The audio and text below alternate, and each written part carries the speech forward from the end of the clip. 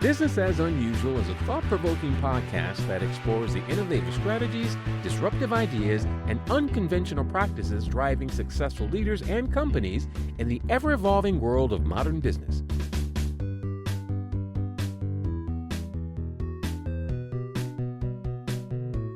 Subscribe, comment, and share for weekly inspiration with our host, Aisala. Hi, I'm Kevin Chung, and I'm the host of the Standout Creatives, where I talk about how to run your creative business without burning out. Hi, I'm Aisla, and I am the host of Business as Unusual, where I talk about how business leaders and founders can create a business that thrives while they do. Yes, this is going to be a little bit different than how I'm sure both of us are used to doing our episodes. So we're doing a little experiment to see how it goes. Today, we're going to start with talking about what creative business owners can do to stand out. And especially, I want to start on the introvert side of this because that's where I classify myself. Yeah, so Kevin and I were talking about doing the show and about the fact that a lot of creatives are introverts, and yet they're also expected to do a lot of front-facing activities, networking, email, a lot of engagement that may actually distract sometimes from the work that they're passionate about or that they need to do, or even drain them so that it's harder for them to do that. Yeah. When I started trying to do a business based around creativity, I actually started many years ago, and then I gave up because I was just doing too many things and things weren't working out the way that I wanted them to. So I kind of took a break, and I really just came back at the end of 2024. So I'm really interested to hear your perspective on how you run your business and what you do in order to stop yourself from getting overwhelmed. Yeah, absolutely. Well, and I think we both talk to a lot of people on our different shows and in our work. And I found that, for instance, I work with a lot of authors, or I've had a lot of authors on the show, and I work with a couple. And authors are notoriously introverted. And yet, because they write such intimate things, a lot of times the readers really feel like they know them. So they have this really interesting relationship with their customers and consumers where people feel like they really know them. And it's the opposite of how they experience the world. And yet they also do need to be inviting and gracious. They appreciate that their fans are listening to reading their work or listening to their books on audiobook or something. And so one of the things that I do for myself and with anybody that I work with is I encourage people to notice where they have that experience, right? So the experience of being drained, because sometimes, the introverts, so the technical definition for people that may not know this is that the introvert is someone who finds themselves a little bit more drained after an interaction, whereas an extrovert might find themselves a little bit more up. And then there's also a category of what they call ambiverts, people that it's a little bit more of a mixed experience. And that's a little bit more where I live. Sometimes interacting with people can be very energizing for me, and other times it can be extremely exhausting. And so I think possibly because of that being my experience, I always encourage people to kind of notice, like, what are the things that you do that you find energizing? And then what are the things that you find yourself really exhausted after doing? And start to keep track of that, so that you can get some sense of how you work and what your patterns are, and then figure out how to take those things that are draining and either offload them or contain them a little bit so that they don't interfere with your ability to show up in your business and in your life the way that you want to. Yeah, so I, after doing this for a while, realized that I am very good and not as drained when I am focused on a singular topic or something that I'm really passionate about.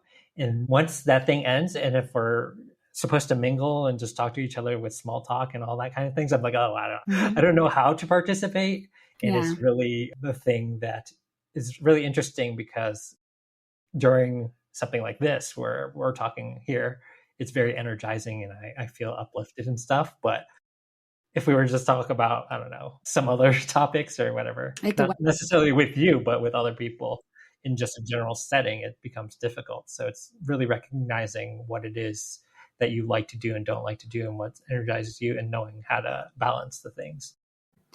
I had a woman on my show a couple of months ago. She actually talks about networking for introverts. And I think that was part of the conversation that we had that sort of sparked this idea. And she said one of the reasons that a lot of people, but especially introverts, because they are often a little bit more authenticity focused or interested, is that they think of networking as being, say, like, I'm going to go to this business networking meeting and I'm going to sell 8 people my product. But the thing is, that's a really kind of stressful way to engage, and it's not very authentic.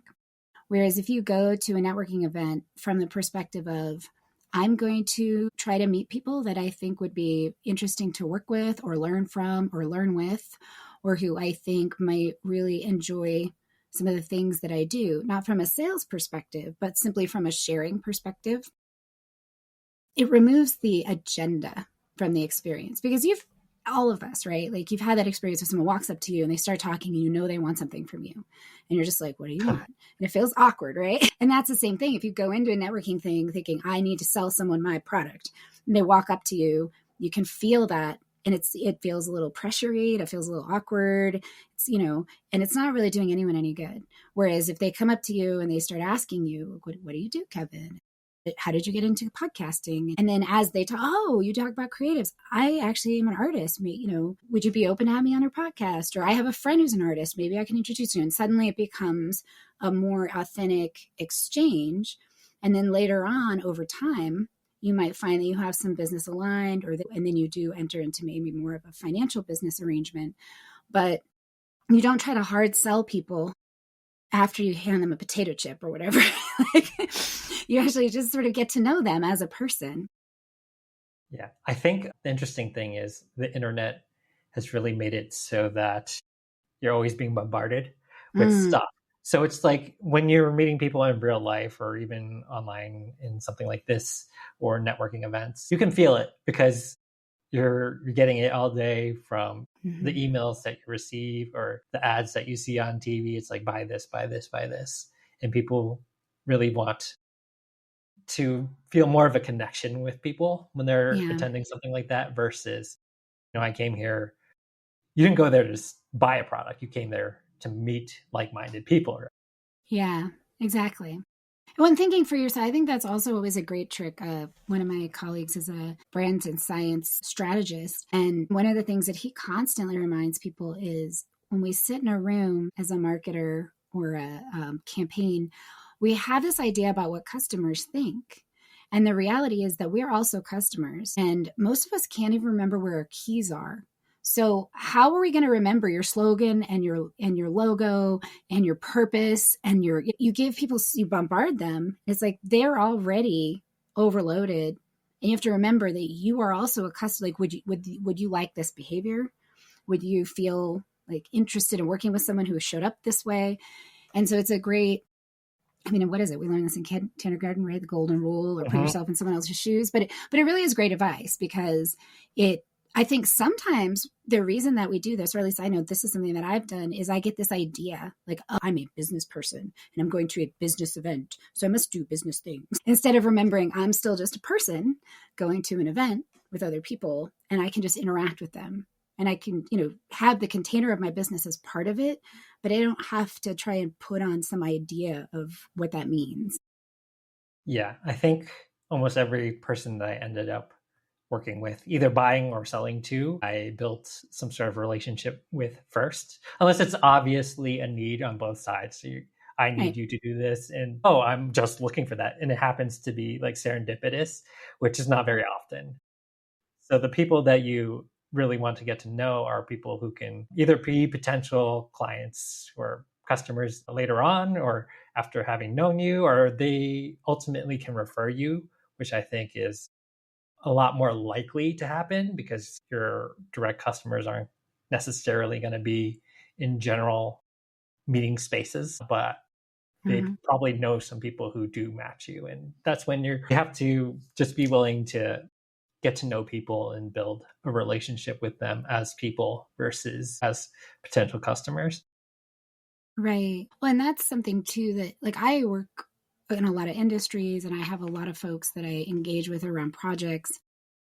And so I'm always looking to get to know people in terms of what they offer, what their style is, what their pricing is, so that way, and try to get a sense of them so that when I'm in a project, I can say, oh, I know a guy.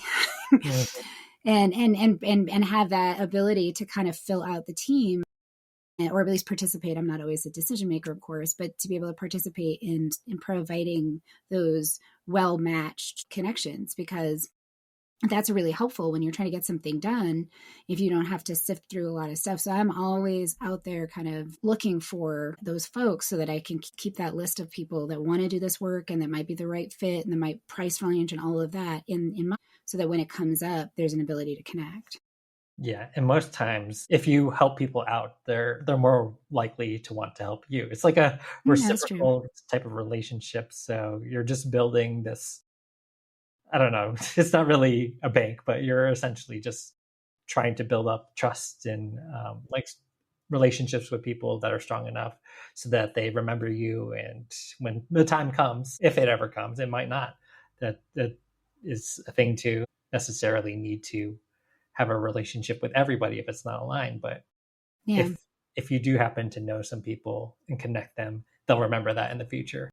Yeah, it's really true. When I've never regretted being of service. That I know that we live in a very transactional world, and I'm not saying that you don't need to be thoughtful about how you spend your time and your energy and your money. And there's never been a time that I have championed someone's opportunity or been generous with a referral that I've regretted it, right? Like, because it always feels good to be part of someone's winning team, to support them in achieving their goals. And so I feel like sometimes also recognizing that you might do some things for people and not get anything back per se, just that good feeling of having participated. And that also has its own benefit, as it sort of is all out there. Yeah, I think although depending on how much you balance science and faith and spirituality and all that stuff, I think generally speaking, the more positive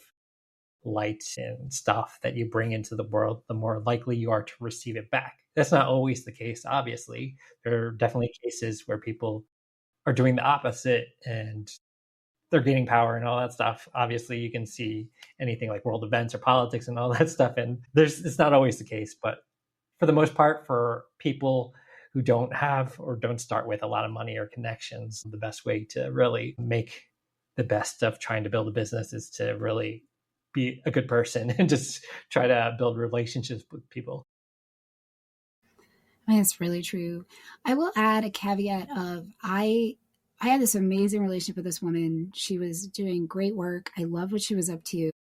And I kept trying to hire her and I couldn't. When I say I couldn't, I mean, I would say, I would like to hire you to do this. Will you send your pricing or a contract or tell me how to do that? And she would make excuses like, oh, well, but I can't do this and I can't do this. And I was like, but I've seen you can do it. And she wanted to work. She'd also complain like, I can't get people to hire me. And I'm like, but I would like to hire you. And it was the weirdest thing. And I know I've done that as well. Like, people have wanted to hire me and I've essentially talked them out of it. They've said, it would be really great if you could be on this project. I'm like, well, but, don't you want so-and-so? And so I also feel like there's that part too, is when somebody is trying to offer you an opportunity, it's important to notice it. And it's important not to talk them out of it. Sometimes you just need to shut up and let it happen. Like, just let them say what they want. And obviously, if it's not a fit, right? Like, if they want to hire you to, dig a grave, you're not a grave digger. Maybe that's not an idea. That was a really dark reference. Sorry, guys. It's a fall. But recognizing that can feel, especially as an entrepreneur or solo entrepreneur, you can feel a little awkward sometimes, and just stop talking. Yeah, sometimes you can negotiate your way out of making money or clients or whatever. But I think you mentioned that being aligned is definitely something that needs to fit both people, right? So you have to feel like this is good for you, but they also have to feel like it's good for them. So maybe it's one of those situations where something in the back of their mind is saying, oh, maybe I shouldn't be doing this. So we don't necessarily always know the circumstances behind why things happen. So just control what you can control and don't worry about it. So you obviously talk to a lot of creatives. Do you have any tips, like, for as an introverted entrepreneur, that you found ways that you can like work to meet people that don't feel quite as overwhelming or draining? Yeah, I think it's really either talking about the thing you're most passionate about, because I can talk about certain things forever, right? So that's number one. And number two is where do you feel most comfortable doing those types of things? So not Yeah. everybody wants to go onto a networking call and just meet some random people that are dumped into like a Zoom room or something. A lot of people want to just stay text based so you can meet people through things like Threads, Substack, or what have you. So it's Yeah. not necessarily always like a talking sort of deal. It can be, meeting people online, chatting with them is definitely a potential avenue for building relationships. And then that can evolve. You can talk without the need to have any sort of buying pressure on it. So it's just to essentially talk to people if you think that they're a good person and you would get along, right? Hmm. Yeah.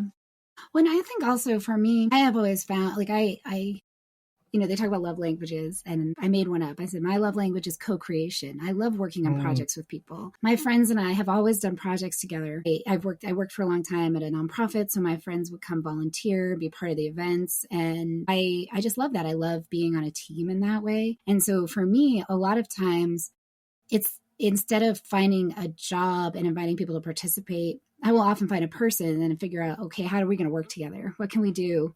Because I like to work. I like who I work with is almost as important to me as what I'm doing.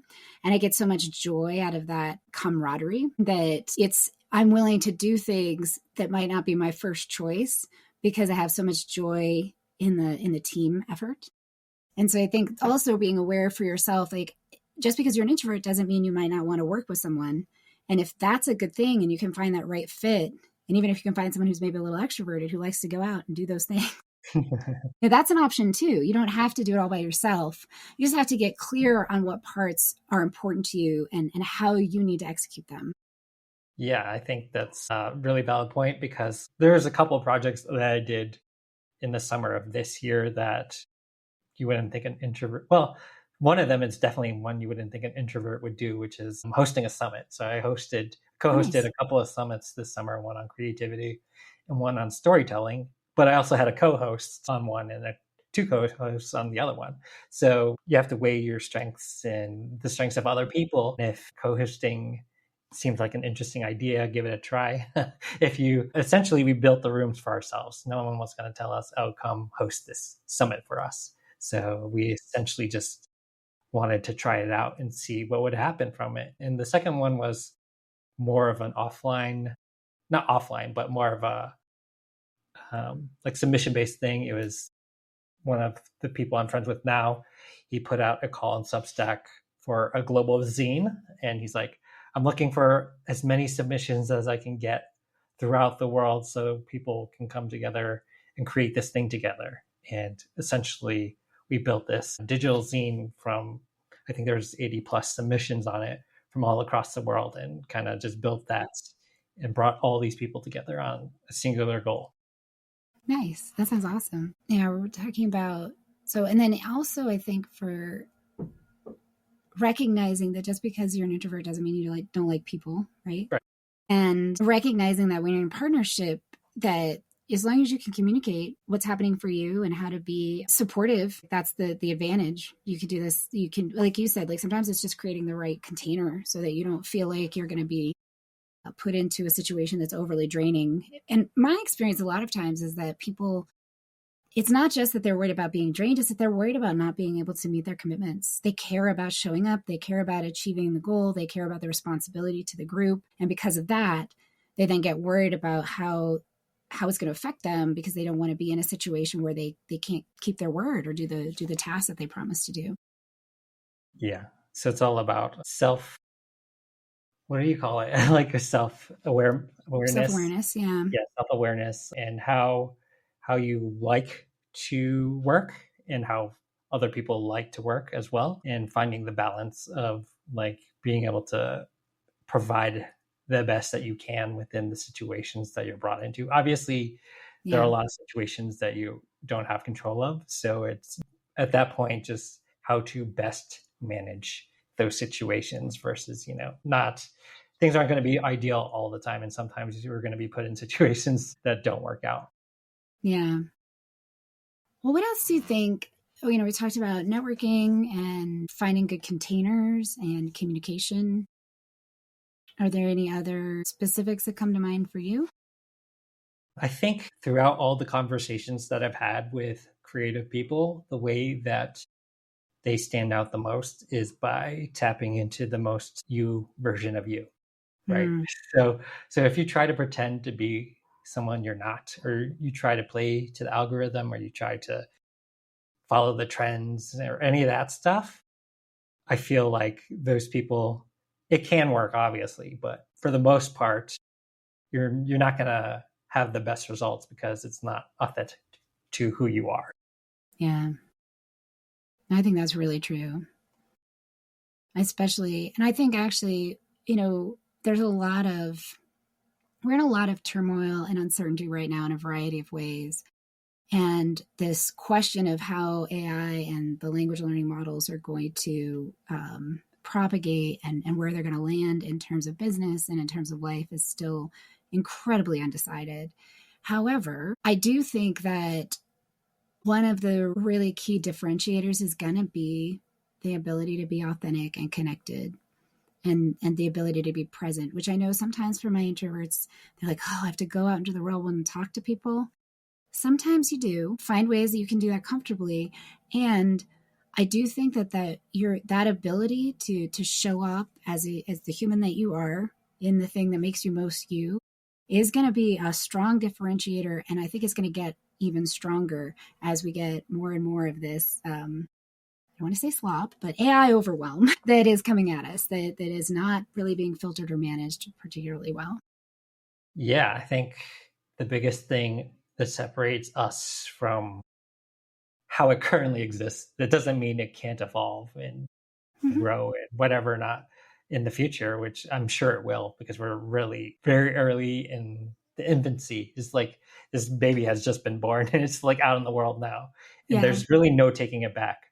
But the thing that separates us from AI essentially is our lived experiences and the emotions that we feel all the time and throughout everything that we've done. So those are two things that AI can kind of generate, but it's not really going to be something that feels real because it's not a living thing, right? When it doesn't have, it's a little off topic, but I've used different private AIs and worked with folks around that, and it can absolutely learn from you and take some of the stuff that you're doing and provide that first draft for you to react to.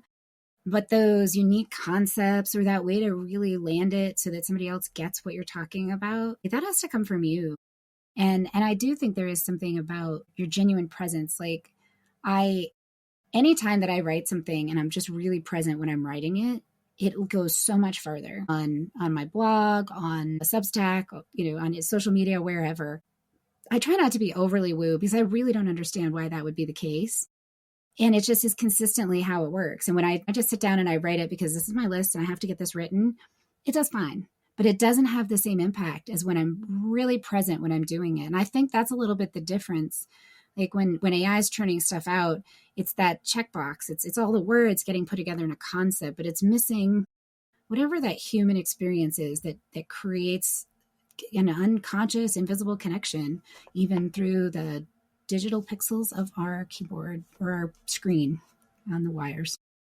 Yeah, I mean, people have been writing for all of eternity since the beginning of human history until now without Yeah. the help of, any sort of robotic or automated assistance. So that's essentially what we're used to. And if we see things that are generated for us, it's not necessarily going to feel the same. It could mimic as well as it can what a person might say, but obviously it's not going to know the way that we would say it in the way that best hits with other people. I mean, obviously it can evolve into that in the future, which is kind of scary, but we're not there yet. And, you being you is still different from even if it learns to essentially be like a second brain for you.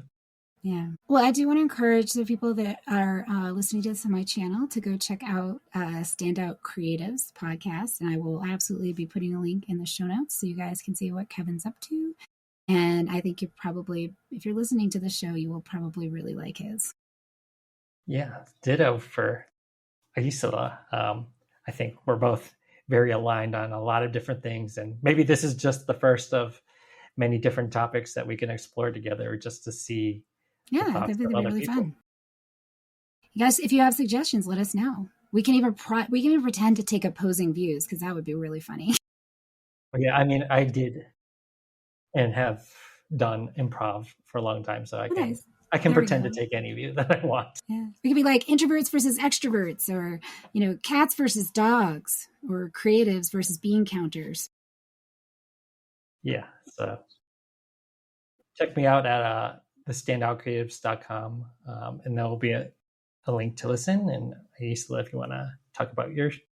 Yep, Bicurean, BICU. All right, awesome. Thanks for listening. Hopefully we'll talk again. Thank you. Bye. I hope you enjoy the show. I love making it. If you did enjoy it, consider hopping over to the review portion of the platform you listen on and letting other people know about it. Or share the episode or the entire show with a friend or subscribe to the show. Definitely reach out, get on my newsletter, follow me on social media, and let me know what you like, what you don't like, and what you'd like to see in the future. Well, we love our guests. Appearance on the Business as Unusual podcast or any Bicurean consulting production is for information purposes only and is not to be considered an endorsement of their business practices, or character. Please properly vet anyone you find through this podcast and generally before you do any business with them. Thank you for listening.